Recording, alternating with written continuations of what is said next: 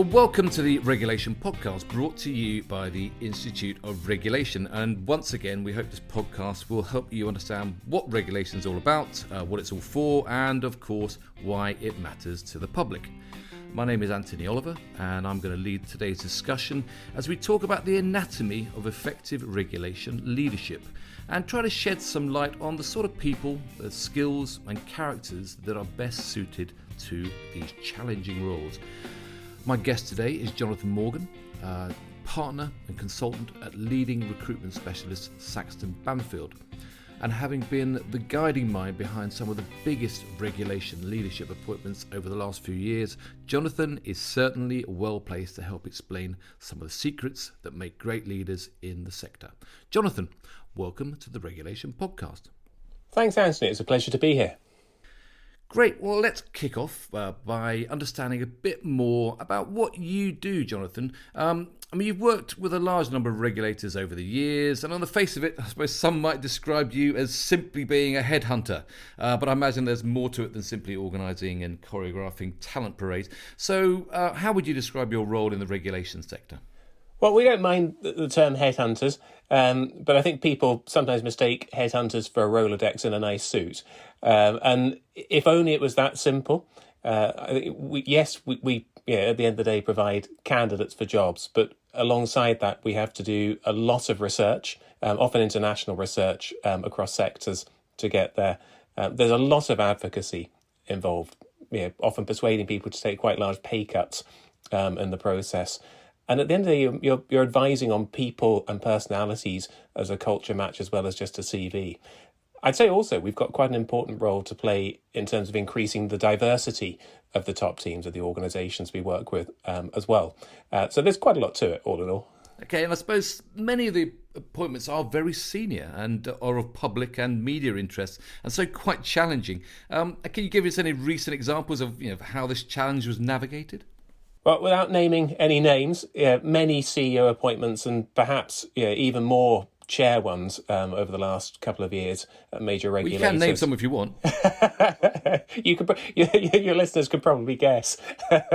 So some of those have been not just of sector, but literally national media interest. And that can be a bonus at one level in terms of raising awareness of them, but it can also make potential candidates really quite reluctant to put their head over the parapet if a process is seen as being political or leaky, or there's a preferred candidate in place or whatever else.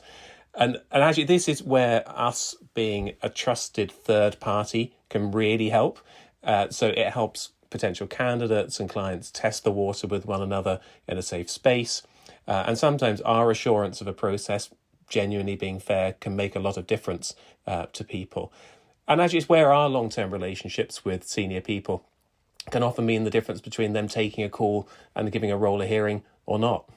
You mentioned being this trusted advisor to your clients. How would you say that you do assist their approach to increasingly complex issues around people management? How do you help them get those right people? Well, so helping them get the right people is the first step of that, and that's through looking widely, through us knowing those people, or at least some of them, being able to assess them, psychological assessments and that side of things. But when they're in the role, it's about helping clients make a success of those appointments and to onboard people and make them effective in their role. And there we can help with things like talent, development, board reviews, coaching and so on. I think increasingly headhunters' role is actually much more of one of a leadership consultant rather than just putting bums on seats. Clearly Saxon Bampfylde works across many sectors, but your experience means you've got a really good, personally got a really good understanding of the regulatory landscape in the UK, and you've been doing it for quite a long while. So tell us how you think it's changed perhaps over the last 10 years or so. Well, I think many regulators' roles are more public and more political than they used to be, and the leadership roles within them are therefore more challenging. You've got also areas like just take AI or environmental resilience that have moved in many sectors from the margins to centre stage.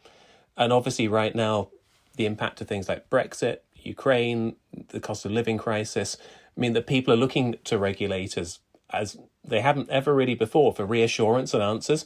And actually, that's hard in a world where a regulator isn't always in a position to provide those answers. I suppose, yeah, as you say, the challenges are much, much wider. What would you say are the really big challenges ahead that regulation leaders really need to be more aware of today, that perhaps that they're not so aware of? I think as a headhunter, I always come back to people.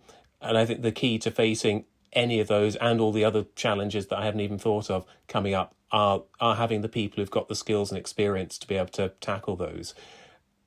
And all organisations and all leaders are struggling to find the balance of how to manage and motivate and retain people in a hybrid environment.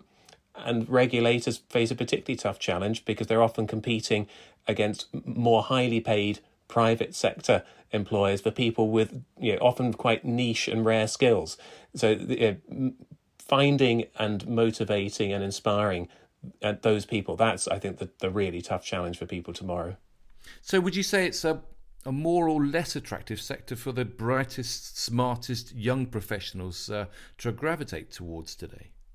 I think it's a really attractive area. Why would you say that? Well, I think there are not many jobs that combine the level of intellectual challenge that jobs in regulation provide alongside the ability to really change and improve public services. And that's a powerful combination for people. It's also an increasingly diverse area to work in, both in terms of the backgrounds of people and the kinds of skill sets that they're coming with. And that creates a virtuous loop that it helps more people come in and want to work there. But it's hard, and it's in the public gaze. And as you say, you can often earn more in the private sector. Is that something which you need to overcome, or the sector needs to overcome? I think it's probably going to be always a challenge for the public or quasi-public sector to match salaries that the private sector is offering, especially in some of these emerging areas like AI and digital. Or indeed, other ones like anti-money laundering and so on, where there's a big demand for those skills. Regulators have to offer something different. So if you work in the private sector, there are lots of benefits to that. You don't have the system-wide impact that you have if you work in a regulator, nor quite the same sense of public service. And I think those things are very appealing to people. Regulators and the private sector can help themselves by enabling people to be able to move between the two. People don't need to see a move into regulation as the last move they make in their career. It can be part of quite a varied career, including corporate roles, portfolio roles, consultancy roles, regulatory roles. And that's a very attractive career people can follow. And I suppose that means that people can shift between sectors as well. I mean, let's talk about leadership in regulation. We've heard a great deal in recent regulation podcasts about the people-centric nature of regulation and the need especially to understand the influence and drivers behind behaviour and to put in place rules and guidance that help drive better outcomes for society. I mean, from your perspective as a recruitment advisor, what key characteristics lead people towards careers in the regulation sector, and I suppose what makes them good regulators? Well, I think people are often pulled towards regulation if they're bright, if they enjoy solving really knotty problems, and if they're genuinely interested in making the world work better for you and I. I think that then the thing that makes people really good leaders within the sector are the people who can move beyond numbers and theory to the somewhat more messy motivations and drivers that lie behind human beings and how we behave. So would you say that this differs from the skills and characteristics needed by any other public sector leaders? I mean, are they particularly? They have to be particularly good at negotiating, at building consensus. I mean, what are those skills that are needed? Actually, I think overall, it's a very similar skill set as a human being. Obviously, you might need more legal or economics or whatever it might be knowledge. I think in both cases, what is needed in spades as a leader is the need for someone to be brave enough to speak truth to power and wise enough to know which battles to fight. Well, yeah, brave. Given levels of public scrutiny and many regulation roles, is it getting tougher to succeed in regulation? Are you more likely to be shot down? Is it therefore less attractive as a career? Oh, I think it is probably a tougher ask now for people, particularly because, as you say, of that level of public profile and political exposure that leaders are, I was going to say asked to have, but they're not really asked, told to have. Difficult conversations with powerful people have always been part and parcel of what you do, say, as a chief executive of a regulator. But I'd say most members of the general public would have probably struggled to name, say, the CEO of Ofgem before the last year, and that's changed. I don't think that makes it a less attractive career. I think to some people it makes it a more attractive one, but it does change it and makes you more exposed as a leader. And so you probably need a slightly different set of skills if you're going to really thrive in that environment. That's skills, I suppose, that allow you or mean that you're able to cope with that more public profile. Yeah, I think regulators have always needed to have good stakeholder management skills. Layered on top of that now, they need to be able to do those things in public, including with the media.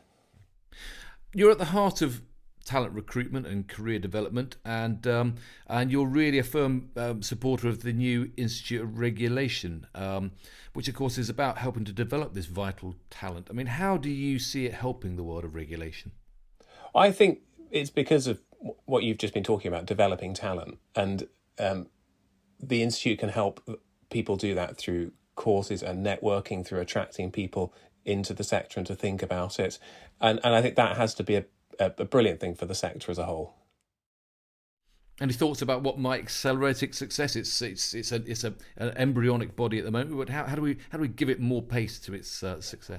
If you look at all the people who are involved in it already, those people have the most fantastic networks, and we all need to be talking about the Institute and what it can do, and making sure everyone else knows as well. Okay, well, let's talk about, as it is your business, finding a future in regulation. And I'm sure that some of the audience will be hoping to get a top job in regulation in the future. What tips would you give them from your vantage point about securing that best role? I think wherever you are working, you need to build respect in your sector, build really strong networks among your peers. Keep your nose clean on social media and be nice to headhunters when they call you. What do you mean, keep your nose clean? Does that mean steer clear of social media altogether? Or and how far back do you need to look in your social media? Worryingly far. I don't think people need to feel constrained to stay off of Twitter forever, but increasingly I do think it's wise for people to be a little bit circumspect about what they're doing and how personal that is on there if they want to be in a leadership role. Anything else you'd advise them not to do? Well, I think I'd always say to people to think carefully and in an open-minded way about what they want to do in their career, and to look with that open mind at opportunities as they come up that might not be the ones that they thought that they were going to go towards. There isn't a set career path, and I think it's always important for people to remember that not everyone will or should want to be a chief executive, and that a career that does not lead you to that is not necessarily a bad career. And I suppose another point to reflect on, I suppose, is that if you're going to get into regulation, you don't necessarily need to focus in on any particular sector of regulation. No, and often the most rewarding for the individual and successful careers are ones that move between different areas. And a very large number of our clients are proactively interested in people who have got experience in more than one sector or more than one type of regulation. Okay.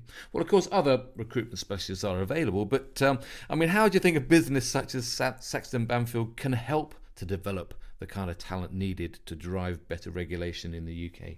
So I think we're at our best as a firm when we form long-term relationships. And some of my best clients today are people I got to know when they were middle managers.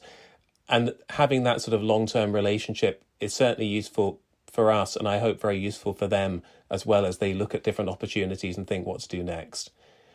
And I think also as a search firm, we have access to networks and to people and resources that mean we're well positioned and probably have a responsibility to help sectors tackle some of the challenges they have on things like diversity. For example, we've got a program called REACH, which offers senior level mentoring to talented public servants with disabilities.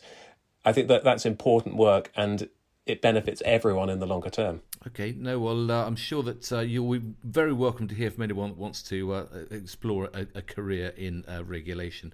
But finally, the title of the session is Understanding the Anatomy of Effective Regulation Leadership. So sum it up for me, Jonathan. What would you say are the critical character traits or skills that the best leaders in regulation all possess or need to possess? Oh, that's tough. But I'd say intelligence, courage, a willingness to listen, and the ability to see the world as it really is rather than how we'd like it to be. Excellent. Well, I'm sure that there are many people out there who didn't realise they had those characteristics and will be knocking on your door very, very soon. So, Jonathan, thank you so much for joining me today on the Regulation Podcast. A fascinating conversation for sure, and some really interesting insights into the world of regulation from your talent perspective. So thanks very much for sharing your thoughts today. Thank you very much.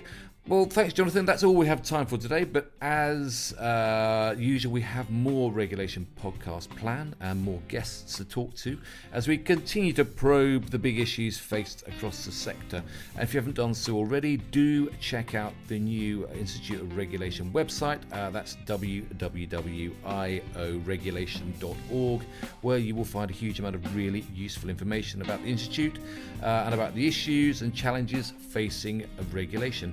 And of course, you'll find all of our latest podcasts for you to listen to, and I hope to share with your colleagues. So thanks again for joining us. Thanks to Jonathan, and on behalf of the Institute of Regulation, I look forward to seeing you again very soon.